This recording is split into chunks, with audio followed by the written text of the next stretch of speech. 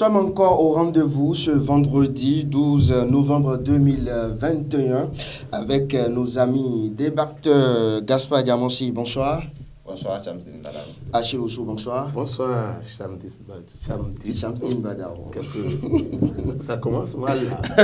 Mais vous avez une bière pour moi. Il n'y a pas de problème. Nous sommes vendredi en plus. Bonsoir, Chamdine. Bonsoir. Et le premier sujet aujourd'hui dans l'émission Les Grandes Contradictions, mesdames et messieurs, c'est bien sûr l'adhésion de AND et BO à l'Union progressiste. Ils étaient dans Moël Bénin, Achille Oussou. Aujourd'hui, ils sont partis dans l'UP après la démission, bien évidemment, de Moël Bénin. Vous avez donné le scoop.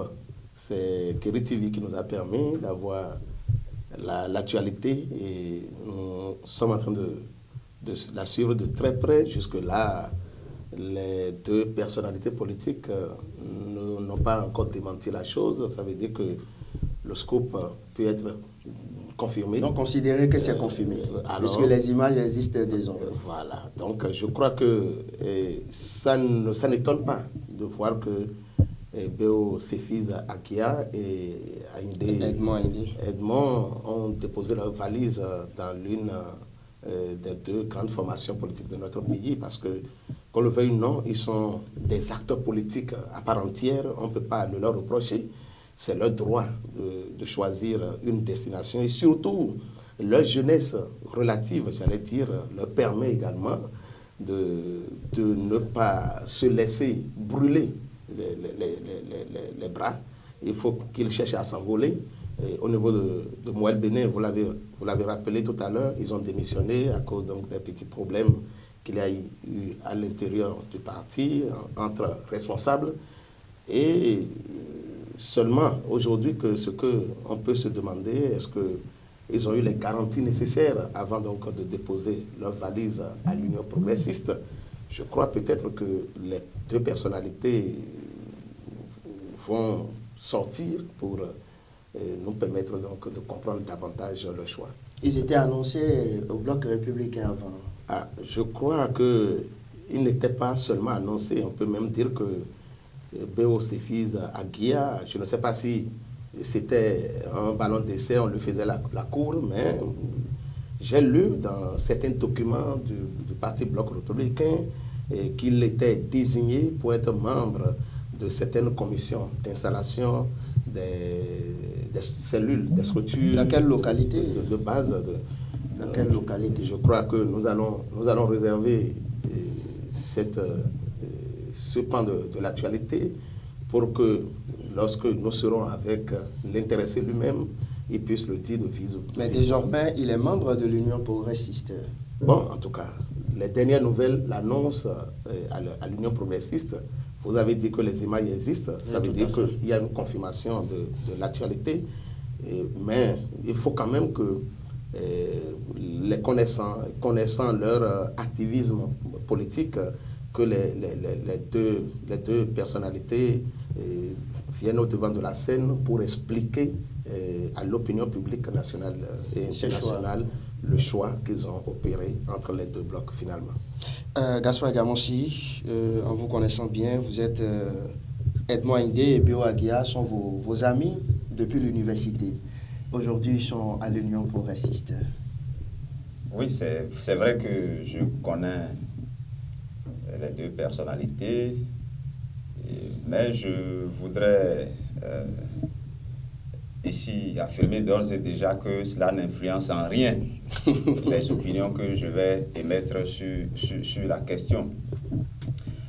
D'autant plus que nous sommes dans un débat public, dans un débat politique où les amitiés ou les connaissances nous seraient primées sur le vrai débat.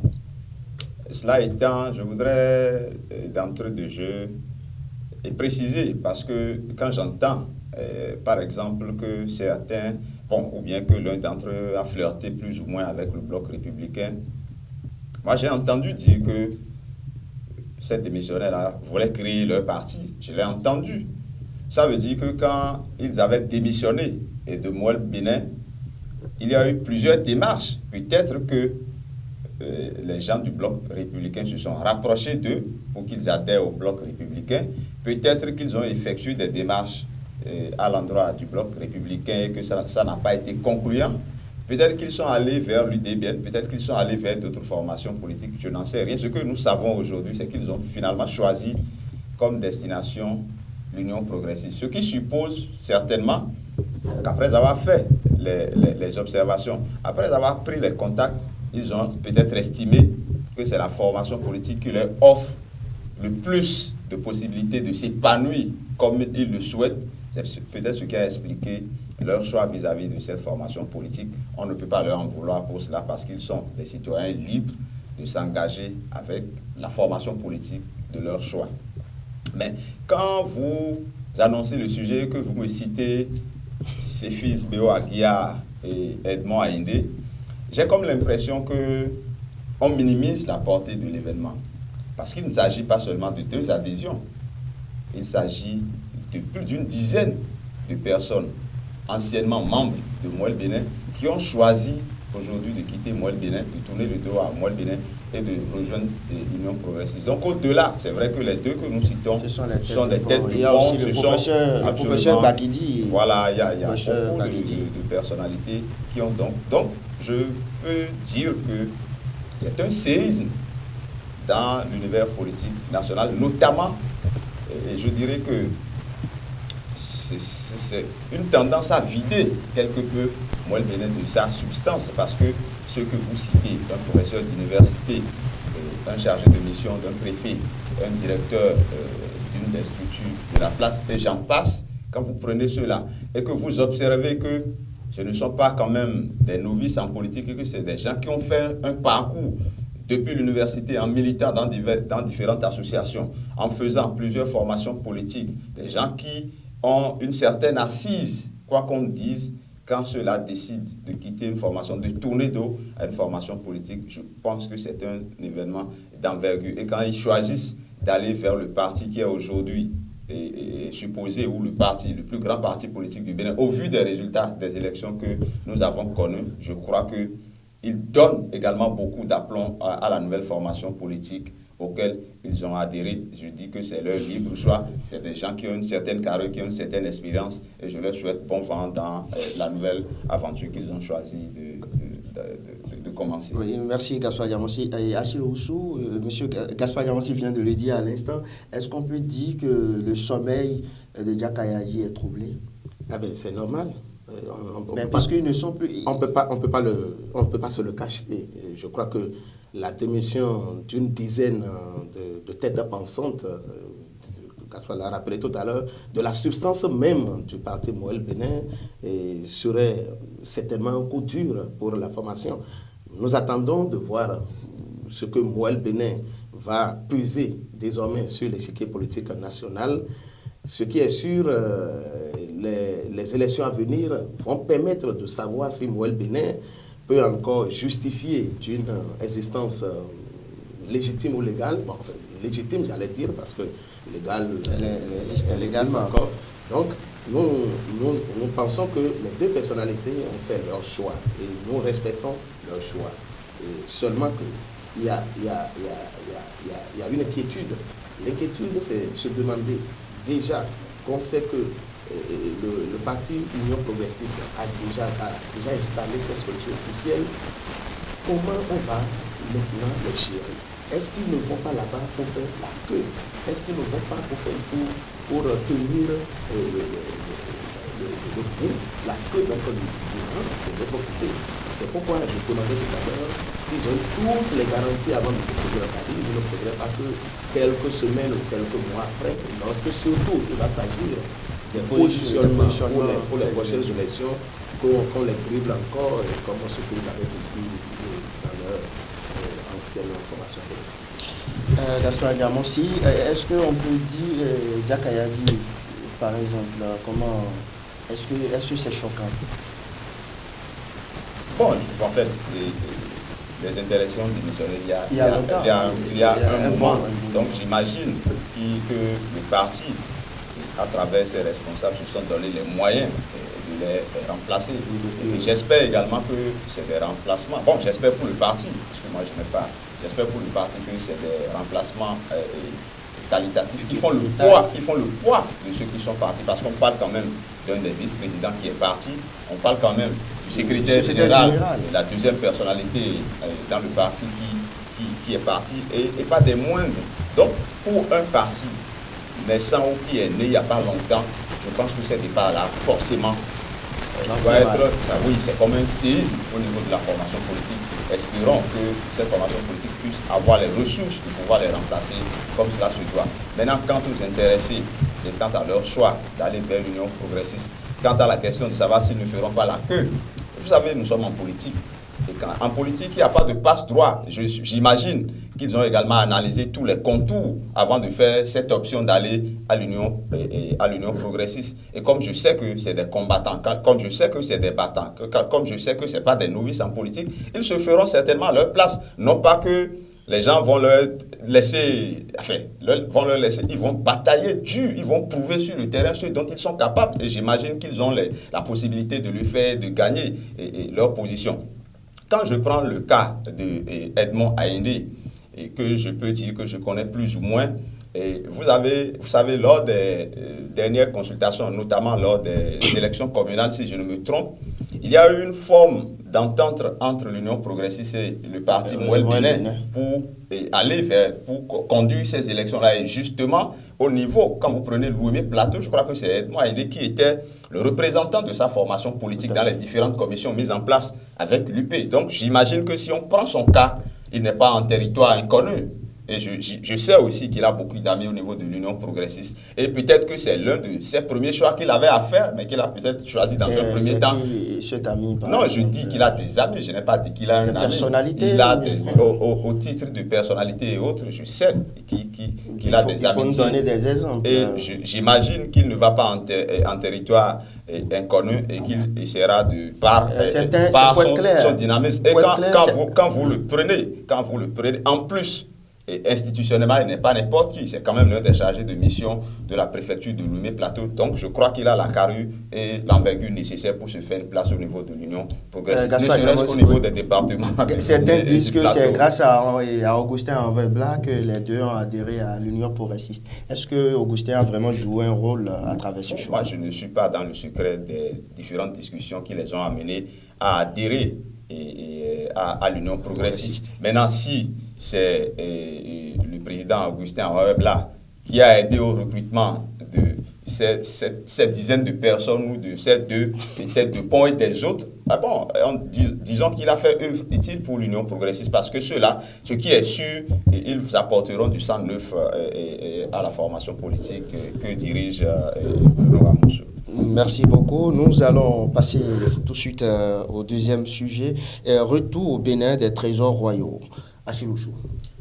Je crois que c'est une bonne information pour le Bénin que après 130 ans environ d'extorsion, on peut même dire de vol donc, de ces richesses culturelles, aujourd'hui le Bénin peut se bomber le torse et dire qu'il a réussi un coup diplomatique en arrivant à faire plier la France, toute la France et particulièrement son président et son parlement. Et Patrice Talon, je ne sais pas si c'est le hasard qui a voulu que ce soit sous son règne que ces trésors retournent en partie au Bénin, mais bon, on annonce quand même qu'il a défendu la mémoire de ses aïeux, parce que le connaissant comme descendant de Guédégbé, et surtout ce qui devait retenir plus l'attention, c'est de voir que Patrice Talon ne s'est pas contenté des 26 œuvres que la France lui a retournées. C'est de faire encore le plaidoyer pour le retour des milliers d'œuvres détenues illégalement par la France. Et les jours à venir, nous allons voir ce que cela pèse dans la richesse culturelle de notre pays. D'accord. Par rapport à ce retour au pays de ces trésors royaux, tout le pays est en joie. Absolument, et tout le pays est en joie. Et il faut déjà saluer le leadership du président Patrice Talon qui en a fait son cheval de bataille, qui a bataillé dur pour que ces œuvres-là reviennent au pays, même si l'initiative de la réclamation des œuvres, non seulement du Bénin, mais de toute l'Afrique qui se retrouve dans des musées en Occident, même si cette bataille, cette réclamation-là date d'il y a bien longtemps. Mais il faut reconnaître quand même la qualité du leadership du président Patrice Talon qui a vraiment pesé dans la balance pour le retour de ces œuvres à la satisfaction de nous tous. Et comme l'a dit Achille Oussou, il ne faut pas s'arrêter en si bon chemin. Il faut, dans un premier temps, prouver à ceux qui estiment que nous n'avons pas les capacités ou les moyens de recevoir et de conserver ces œuvres-là, que nous sommes bien capables de le faire. Et ensuite, continuer le plaidoyer, continuer la lutte pour que les milliers d'autres œuvres du continent qui se retrouvent dans les musées en Afrique puissent véritablement retrouver le sol. Et en plus, l'autre aspect qui m'intéresse, c'est que vous avez observé la qualité des discussions menées par le président Patrice Talon, qui a discuté d'égal à égal avec son homologue français et autres. Il a tranché un peu avec la diplomatie de la courbette qui voudrait que le chef d'État plie les genoux, surtout se couche pratiquement quand ils sont en face d'un chef d'État d'un pays comme la France que nous appelons puissance coloniale. Aujourd'hui, vous avez constaté que quand vous regardez même la posture que le président Talon a même pris une posture qui va au-dessus même de celui avec qui il échangeait, notamment le président français. C'est quelque chose que je tiens à saluer particulièrement dans les démarches qui sont menées pour que le Bénin puisse se retrouver. Et vous avez constaté également qu'on n'a pas voulu, parce que certains ont fait des réclamations comme à Abomey ou autres, où les gens ont voulu s'approprier le retour de ces œuvres ou bien la paternité de ces œuvres. Il a été dit que c'est un patrimoine national et qu'il ne s'agira pas pour une région de s'en accaparer. Je crois que c'est des symboles forts qu'il faut vraiment apprécier et féliciter. Achille Oussou, même le président Boni Yayi a salué l'effort. Ah oui, mais on ne doit pas passer ça sous silence. Boni Yayi, qu'on le veuille ou non, a été le pionnier dans cette lutte-là. Il a été le premier à adresser une lettre de réclamation au président français, à l'un des présidents français. Je crois que c'est avec François Hollande, mais il y avait eu une fin de non-recevoir. Aujourd'hui, Boni Yayi, qu'il salue cette prouesse de son successeur, je crois que c'est élégant, c'est vraiment élégant politiquement. Et ça vient quand même montrer que de plus en plus, nous sommes dans la perspective d'un apaisement du climat politique national. Merci. Le troisième sujet, à présent, fouille de portables par la police. Le DGPR siffle la fin de la récréation. Gaspard Diamonsi. Heureusement que le DGPR a sifflé la fin de la récréation, parce que c'est quand même inadmissible. Et je crois que on a évité le pire, parce que certains citoyens avaient déjà commencé par élever le ton et avaient estimé qu'il n'était pas des prérogatives d'un policier de vous réclamer votre portable qui est d'une propriété privée personnelle et qui recèle certainement de documents personnels et privés auxquels on ne peut pas avoir accès juste à l'occasion d'une fouille de la police républicaine. Moi, je ne sais pas d'où est-ce que cette histoire-là est partie. Je ne sais pas qui a autorisé et ces policiers à commencer par fouiller dans les portables des citoyens. Dans un premier temps, puisque je n'en ai pas été victime et que je n'ai pas eu un proche direct qui a été victime, moi j'ai failli dire que ce n'était pas vrai et que c'était du fake news. Mais fort heureusement, le communiqué de la Direction générale de la police républicaine nous a prouvé que réellement il y avait des faits de ce genre-là qui se déroulaient dans le pays. Et fort heureusement, la Direction générale de la police nationale, comme on l'a dit, sifflé la fin de la récréation et interdit ces genres de fouilles. Mais mieux, il s'agit d'identifier les auteurs et de leur appliquer les sanctions, si sanctions il y a. Parce que c'est quand même inadmissible que ceux qui sont chargés de sécuriser le citoyen puissent être également source de problèmes pour le citoyen en outrepassant leurs droits, en allant jusqu'à réclamer sous menace ou même sous toutes les formes, les portables des honnêtes citoyens, de les fouiller. C'est vrai que pour les besoins de l'enquête, un officier de police judiciaire peut demander à fouiller le portable d'un citoyen, mais il y a des conditions, il y a véritablement des conditions, c'est encadré. On ne peut pas arraisonner un citoyen au bord de sa voiture, lui demander de remettre son téléphone pour que cela soit fouillé, et sans qu'on ne dise les raisons pour lesquelles cela est fait, sans qu'un procureur, n'intervienne, sans que ça... Je crois que vraiment, c'est une situation véritablement dommage. Et comme on a dit fort heureusement, la fin de la récréation a été citée. Mais il faut identifier les auteurs et appliquer les rigueurs des sanctions. Achille Oussou. Oui, à la suite de Gaspard, je voudrais me poser une question. Je ne sais pas si c'est la proximité de nos flics avec les hors-la-loi qui les transforme. Parce que vous vous rappelez, le vendredi dernier, nous avons, ça fait partie des sujets que nous avons analysés ici, les policiers, donc accusés de complicité avec les anarcheurs. Aujourd'hui, maintenant, c'est encore un autre cas. Et nous l'avons dit la dernière fois que le directeur général de la police républicaine, j'allais dire, a l'obligation, il vient de siffler la fin de la récréation, mais il a l'obligation de frapper fort parce que ceux qui sont chargés de garantir la sécurité des paisibles populations ne peuvent pas être des menaces pour les paisibles populations. Je ne sais pas pourquoi les policiers peuvent se permettre donc d'aller fouiller les portables alors que vous connaissez la loi. Je ne sais pas pourquoi il choisit de violer la loi. Je ne sais pas ce qui se passe, enfin. Donc, il va falloir que le directeur général de la police républicaine lave l'écurie, comme on le dit, et qu'il remette la discipline au sein de sa troupe. Oui, cela est d'autant plus important que certains, je ne dirais pas de mauvaise foi, ont tout fait de transformer ces faits en des faits politiques ou des faits d'une autre nature, puisque certains sont allés jusqu'à dire que les instructions sont venues d'en haut pour demander ces gens de fou. Et heureusement que la réaction du DGP est venue mettre fin à ces genres de supputations. Parce que certains ont commencé par dire non, c'est les portables des opposants qu'on fouille, c'est pour les arrêter, c'est de bonne guerre. Oui, évidemment, c'est de bonne guerre. Gaspard Diamo, aussi, votre conclusion?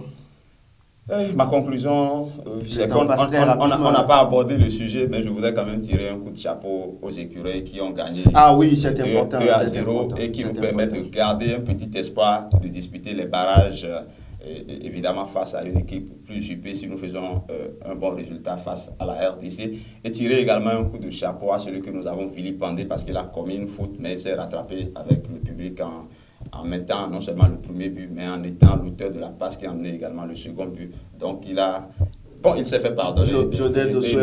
Il est compétent tout simplement. Il est chanceux et compétent. Il est bon sur le terrain et j'imagine qu'il est également bon ailleurs. Il est bon ailleurs. Il est bon ailleurs. Non, allez-y. Il est bon où? On se comprend. Il est bon où? Je ne sais pas. Outre le terrain, sur le terrain. C'est Gaspard Diamo aussi qui est l'auteur de cette déclaration. Donc on va lui demander. Mais il a fait la fierté du peuple béninois. Je crois qu'il a su se réconcilier avec le public béninois. Il a su laver donc, ce affront qu'il avait fait à tout le Bénin entier. Nous le saluons et nous voudrions que cela continue. Donc, il était vilipendé. Aujourd'hui, il est porté en pinacle. Et je crois qu'il va continuer dans cette perspective-là parce que le match à venir est un match décisif pour le peuple béninois. On ne peut pas se battre jusqu'à ce niveau-là et à cause d'un seul point, on va gâcher tout l'effort qui a été fait.